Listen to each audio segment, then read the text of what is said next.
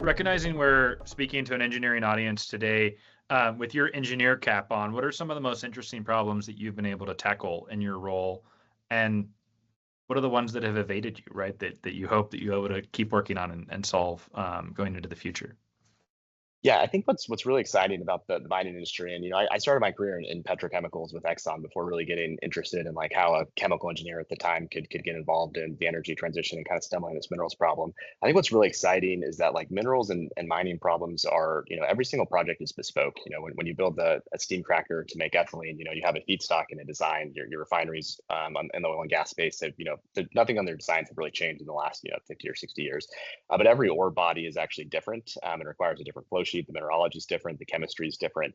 And so I think that's like one of the core challenges is like, how do you capture economies of scale when really every new problem is a bit bespoke? And so we think a lot about how software and machine learning can do that, where it's like, can we define, sets of unit operations that we can get, really good at and build good data sets and get good at modeling and kind of create a library that we can use to plug and play. So even though the flow sheets are different, we're trying to breaking them down into like modular unit operations that can be scaled to try and capture some of those economies of scale. So I think that's really challenging part is that every ore body is unique. And on the flip side, I mentioned is, even within an ore body, that ore body is actually changing as you're mining. I think that's the problem that, we're working to demonstrate and solve right now, but still have a ton of work to do is how can you actually, close that loop from, the point at which you've mined the ore to get live instrumentation to say, this is the composition of that ore. I'm going to feed that forward to my refinery. My refinery is now going to model the most optimal way to process that ore. And I'm going to start to dynamically adjust my refinery to be ready to receive that and capture that benefit. So trying to close that loop is really a massive challenge that we're going to be facing over the next 6 to 12 months out at our site. Very interesting. I mean, that sounds hard. How do you see, Mariana as a company and Mariana, the technologies that you guys are developing and putting in the market scaling up? I heard from Abigail, there's a huge problem here, right? A huge market to address and solve and onshore. What's the road to scale given it's so complex? Yeah, I mean, ultimately, it has to be the software, in our opinion. Because if you look at the industrial base that China has created, it's like, why is China succeeding?